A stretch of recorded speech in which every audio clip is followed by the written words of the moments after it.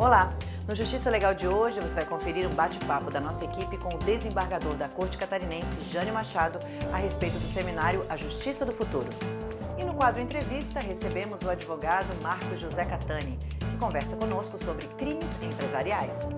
E acompanhem também no quadro Isso é Legal, uma reportagem sobre a região de Santa Catarina, conhecida pelas águas termais. E a partir de agora, você vai ver como foi o evento que reuniu em São Bento do Sul, norte do estado, especialistas da área de infância e juventude para discutir a respeito da devolução de crianças e adolescentes em processo de adoção. Uma noite de conscientização e muita emoção. Assim foi a conversa aberta sobre devolução de crianças e adolescentes em processo de adoção, que aconteceu em São Bento do Sul, no norte de Santa Catarina. O evento, que teve apresentações artísticas em um palco arena, contou também com palestras de profissionais renomados da área. É um tema delicado que precisa ser refletido e hoje a gente pôde olhar esse tema a partir da criança e do adolescente, dos sentimentos da criança e do adolescente que passam por essa situação tão difícil, que é a revivência do abandono, que causa uma desesperança no futuro, uma dor muito grande de baixa autoestima, de desprezo, de sentimento de desesperança mesmo. Um dos convidados do evento foi o promotor de Justiça da Infância e Juventude de São Paulo, Eduardo Dias de Souza Ferreira, que falou sobre as implicações jurídicas de uma desistência de adoção. O que era muito comum na legislação antiga, no Código de Menores, que a adoção podia ser revogável a qualquer momento, as pessoas em determinado momento queriam devolver as crianças. Hoje a lei proíbe isso. A redação antiga do artigo 48 do ECA, que foi alterada, mas que permanece hoje no artigo 39, quando define a adoção, torna a adoção irrevogável, né? Então, se isso ocorrer, na verdade, a gente está em face de uma destituição do pátrio poder e com algumas implicações, né? A perda do direito da chance, então todo mundo tem de tomar bastante cautela com isso. E os mecanismos que são criados foram estabelecidos para essa prevenção, para que isso efetivamente não ocorra. O evento reuniu, além de profissionais que trabalham com o assunto, famílias que estão passando por esse processo que é transformador de vidas. Quis muito ser mãe, não consegui pelas vias naturais, pelas vias biológicas, e aí então pensamos na possível adoção, né? Já tem o caso de adoção na minha família, então para a gente lidar com essa ideia é mais tranquilo, né? Conversei com meu marido, ele também topou e entramos solicitando um perfil de criança menor, né? Mas pela demora, e nós ficamos muito ansiosos, né, pela chegada do filho, a gente foi abrindo mais o nosso perfil e aceitamos uma criança maior. Então hoje ela está conosco há quase 9 meses, né? Estamos num período ainda de adaptação, né?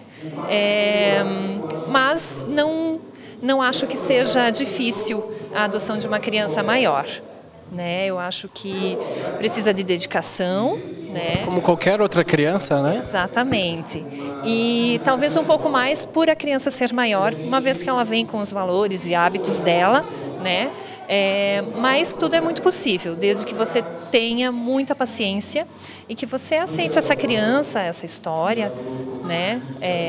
Aí as coisas ficam tranquilas. Outra questão discutida no evento, que chamou muita atenção dos participantes, foi o trabalho feito pelas famílias acolhedoras, que não adotam a criança, mas tornam a espera um pouco mais feliz. A família acolhedora, para mim, é a solução para as crianças e adolescentes que por qualquer razão foram retirados de suas famílias de origem e ao invés de irem a um abrigo ou a um antigo orfanato, né, aquela cultura do abrigo, a cultura do orfanato,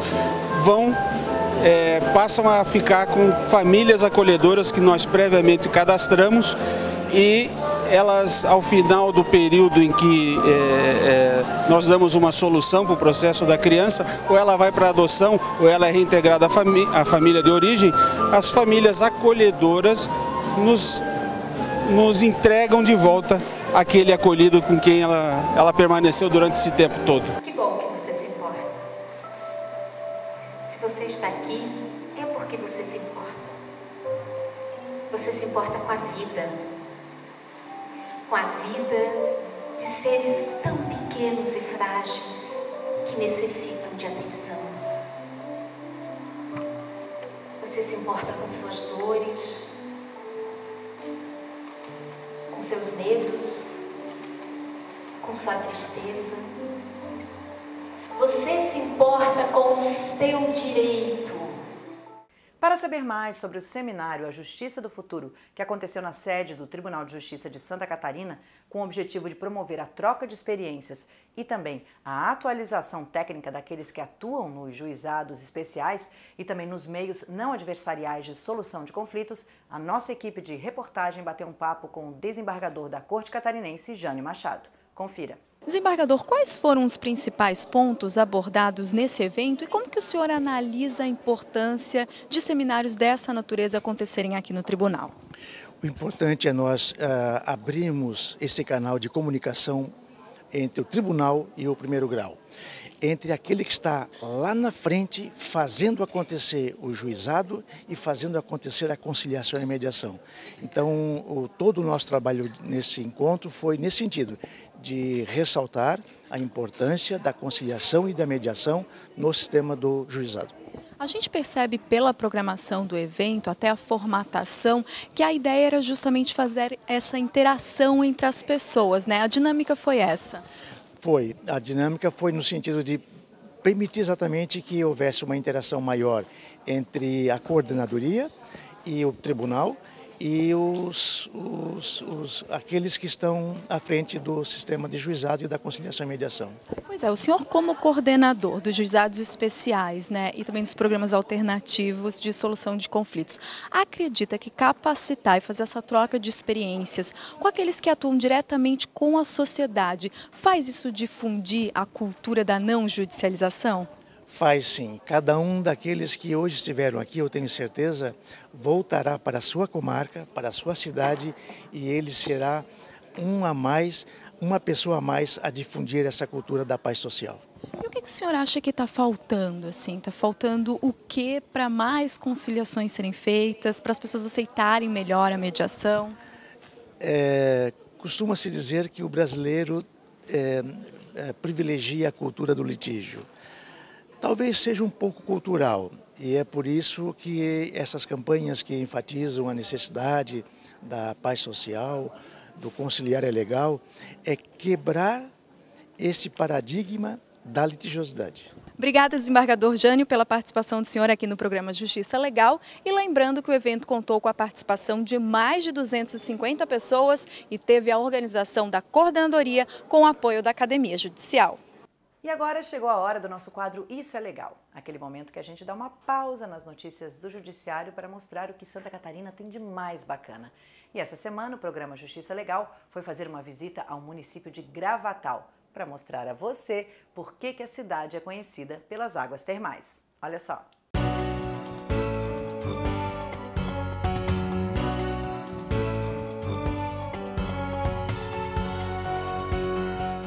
Conhecida como a capital catarinense das águas termais, o município de Gravatal atrai visitantes durante o ano inteiro. As pessoas vêm para cá buscando tranquilidade. Nós moramos numa cidade pequena e a nossa velocidade é outra. E geralmente são pessoas de cidades grandes. E quando vêm para cá, elas entram no nosso ritmo e normalmente ficam mais relaxadas. Meus netos moram em Santa Catarina e toda vez que eu passo na volta eu chego para ficar 2, 3 dias por aqui. É muito gostoso, é bom para a saúde, é saudável, a gente relaxa, é bom para quem está estressado, é muito legal. Cercada por montanhas, a cidade oportuniza o contato direto com a natureza e agrada principalmente quem busca por saúde e sossego. É a primeira vez que eu venho aqui, estou achando uma maravilha. Eu venho em busca de descanso, porque eu trabalho por conta, né? Sou contador e não temos férias. Então a gente procura um local para descansar e ver bastante natureza. E aqui se encontra isso. É a 4ª vez já que a gente volta, né? Eu gosto porque é lazer, descansa bastante, né? Aproveita as águas. Muito bom, muito bom. Tira todas as dores. E essa água que tanto se fala por aqui e que se pode desfrutar nas piscinas e balneários dos hotéis da região já é famosa mundialmente, por possuir propriedades terapêuticas e medicinais. Porque a nossa água ela é radioativa. E esta radioatividade, ela não provoca efeitos químicos no corpo, sim efeitos físicos. Então, ela movimenta nossas células, provocando energia cinética. Então, as pessoas, quando vêm para cá, melhoram das articulações, sistema digestivo, sistema pulmonar. Eu sou de Jaú, estado de São Paulo, né, interior, e eu procuro lazer, né, lazer. Então, águas, as termas aqui são ótimas, né. A gente fica mais jovem cada vez que vem aqui fica mais jovem, né. Fontes de águas termais e belas paisagens. É assim que Gravatal conquista os apaixonados por esse lugar. Eu sou de Cachoeira do Sul, minha primeira visita aqui em Gravatal. Estou achando tudo muito bonito, porque é a primeira impressão que a gente tem, né? E o hotel é maravilhoso, oferece várias oportunidades de a gente aproveitar bastante o hotel. E é tudo muito bom. As piscinas, a água, tudo muito maravilhoso. Eu sou de Piratini, do Rio Grande do Sul, e eu venho para cá já umas 8 vezes. E cada vez que eu venho, eu gosto mais ainda, eu gosto mais. Eu até estava dizendo, eu convidando com uma colega minha, quem sabe a gente compra um apartamento aqui já. Porque viajar 700 quilômetros todas as vezes não é fácil, né? Se levantar de madrugada, mas tudo é por prazer. É um dos lugares que eu amo aqui. Eu amo Gravatal.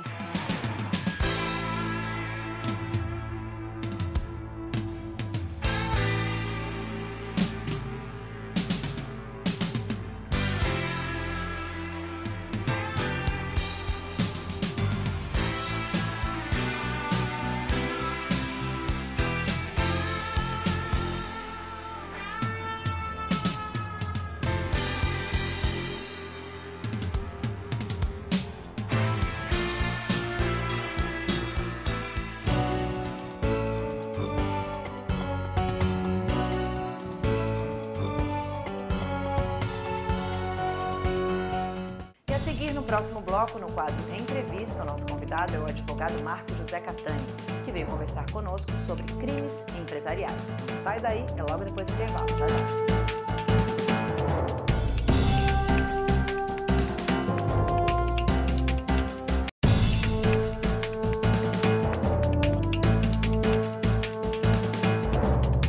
No quadro de entrevistas dessa semana, a gente recebe o conselheiro da OAB, Dr. Catani, e a gente vai conversar sobre crimes empresariais, que têm aumentado e muito com a crise financeira do país.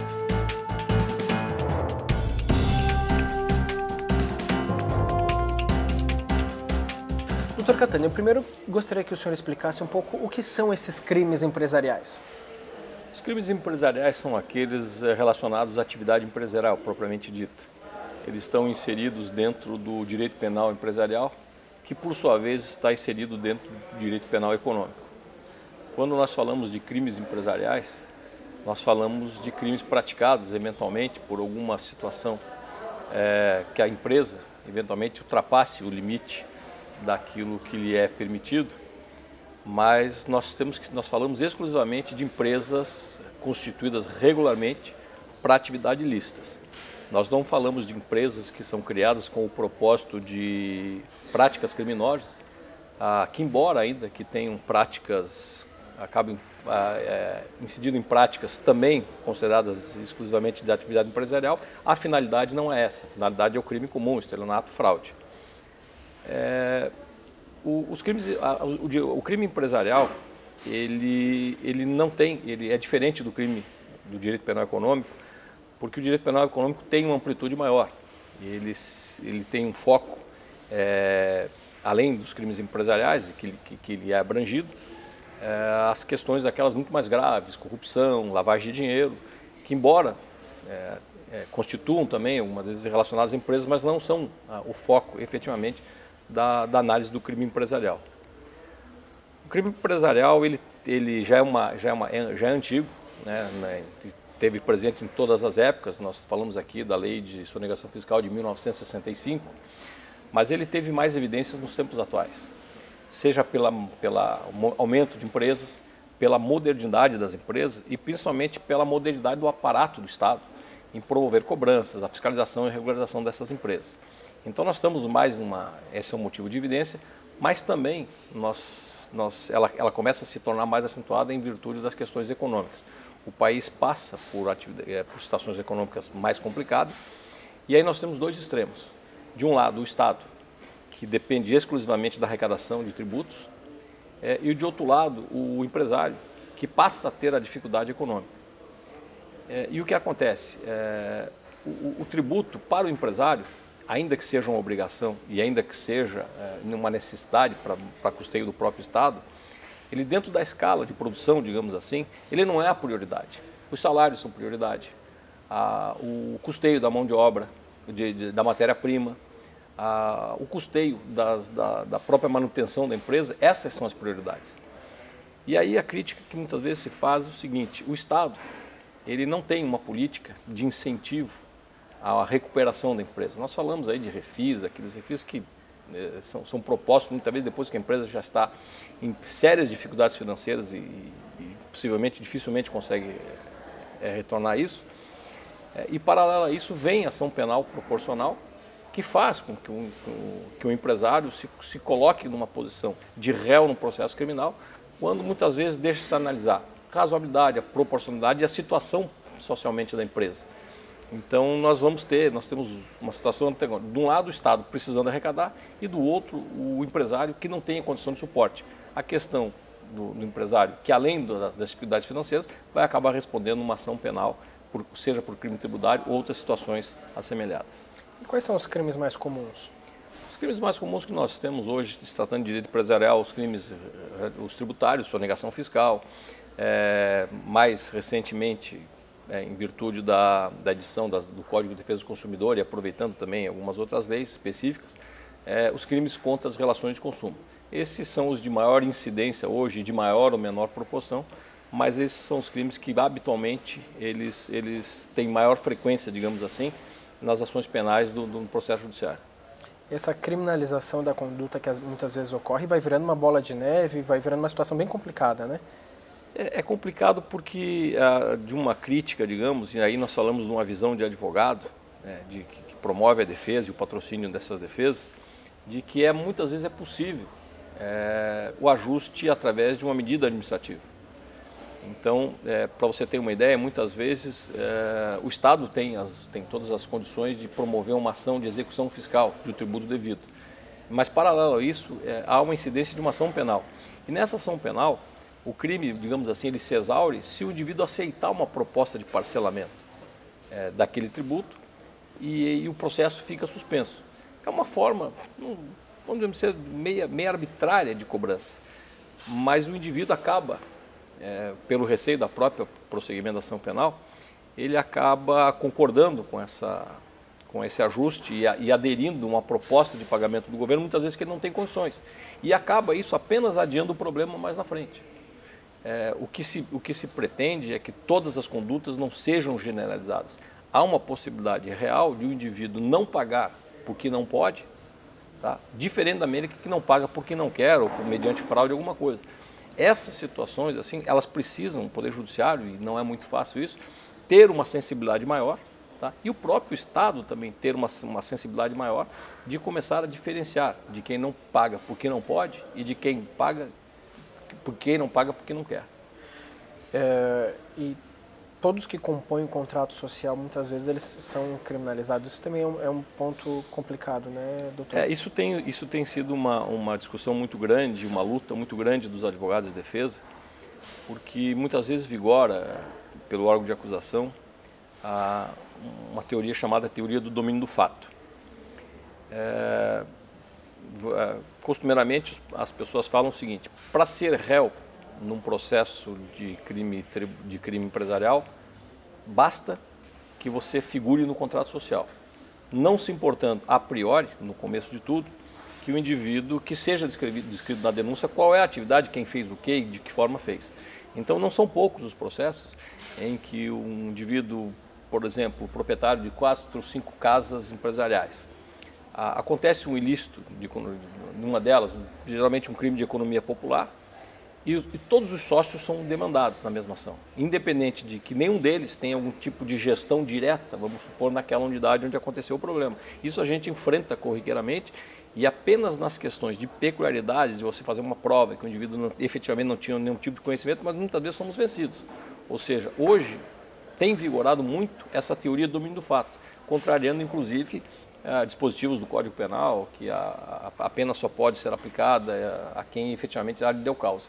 Mas não tem sido essa regra. E isso me parece muitas vezes muito injusto.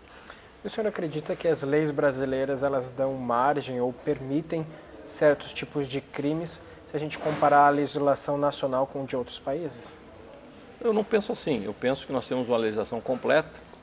Eu faço uma crítica justamente à aplicabilidade, porque ela muitas vezes não faz a diferenciação do efetivamente aquele que pratica um ato doloso, ou seja, com a vontade livre e consciente de praticá-lo, que daquele que de uma forma, por incapacidade, ou pelo menos até momentânea, de evitar que aconteça.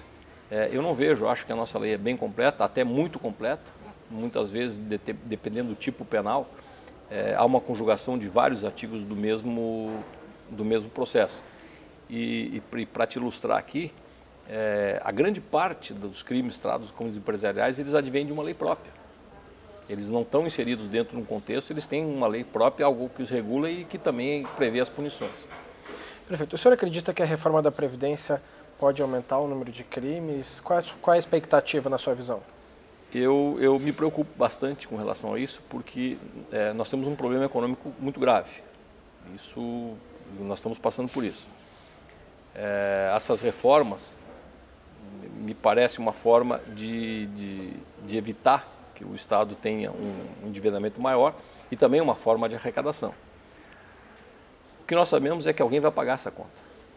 Pode ser o contribuinte direto, que é o empregado, vai ter um tempo maior de contribuição e possivelmente também uma alíquota maior, mas a empresa vai acabar tendo que suportar isso também, porque os dois lados vão pagar. Então, esse acréscimo, toda essa sistemática na reforma da Previdência vai agregar maior valor à contribuição pelo empresário.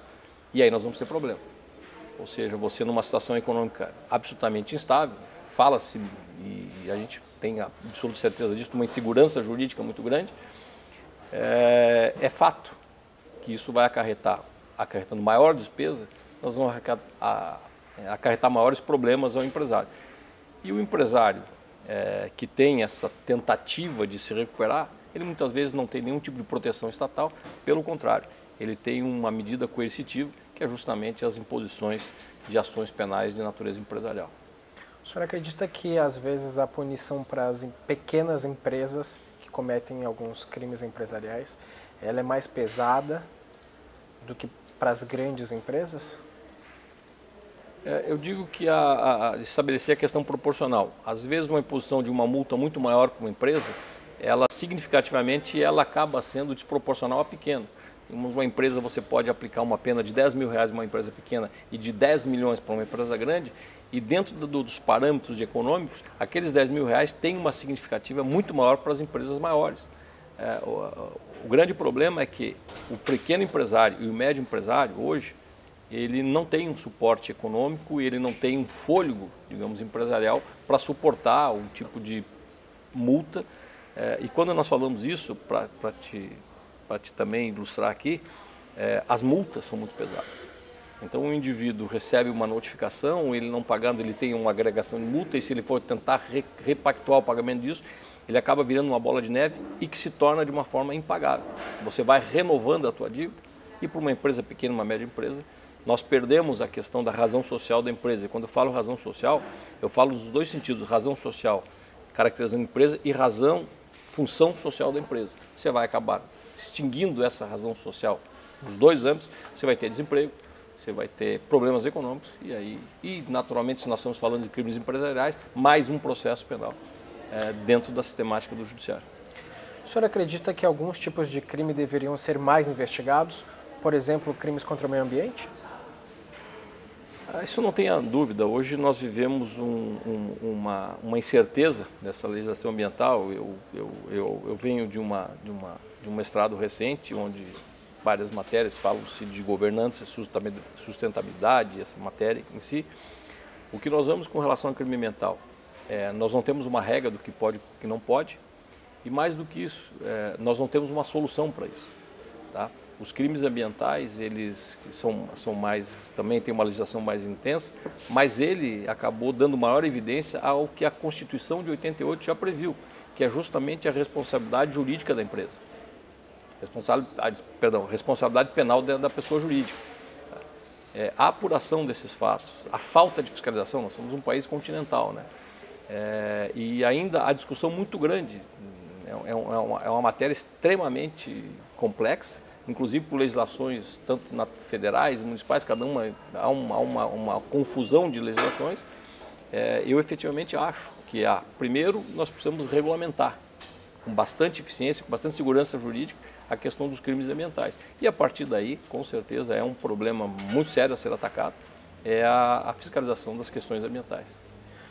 E outro crime que acontece bastante são crimes trabalhistas, né? Que muitas vezes eles acontecem por falta de conhecimento do empregado nas relações trabalhistas. Isso é uma situação também que poderia ser mudada, né? Como o senhor vê os crimes trabalhistas hoje? Os crimes contra as relações do trabalho, eu penso também que ele tem a repercussão econômica. Hoje o empregado tem um custo.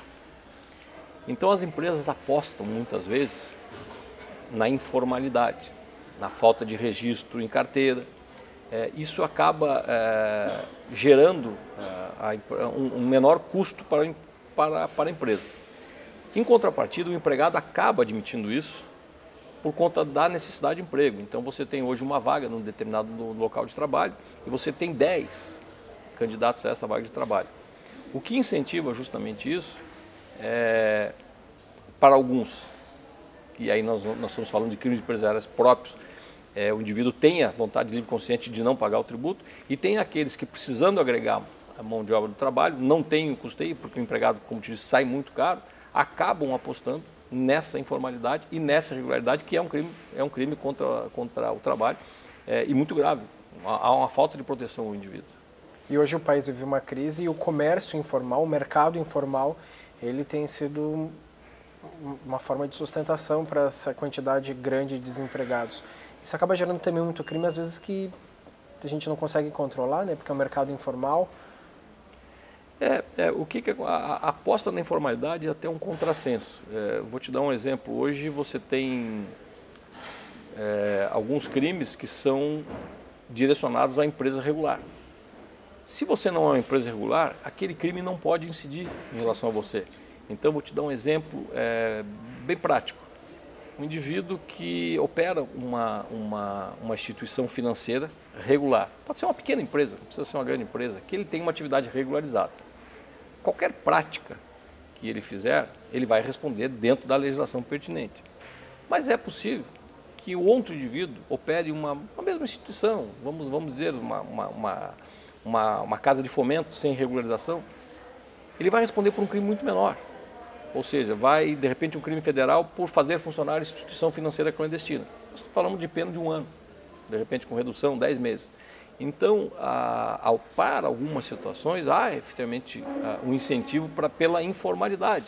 Quando poderia se resolver isso, de que houvesse um tratamento mais razoável, mais protecionista às atividades regulares, nós não teríamos essa informalidade e, altamente, nós reduziríamos também a incidência de crimes empresariais. E são crimes, muitas vezes, que não têm um apenamento muito mais alto, mas o indivíduo perdendo a primariedade, ele perde uma série de situações e podendo até, por pequenos crimes, a reiteração de pequenos crimes, levá-lo à prisão. Perfeito. Muito obrigado, doutor Catani, pela entrevista. Foi um prazer tê-lo no nosso programa. O prazer foi meu. O programa Justiça Legal dessa semana está ficando por aqui. Muito obrigado pela sua audiência. Toda a equipe do programa agradece muito a sua companhia. E, claro, a gente tem um encontro marcado na semana que vem. Até lá.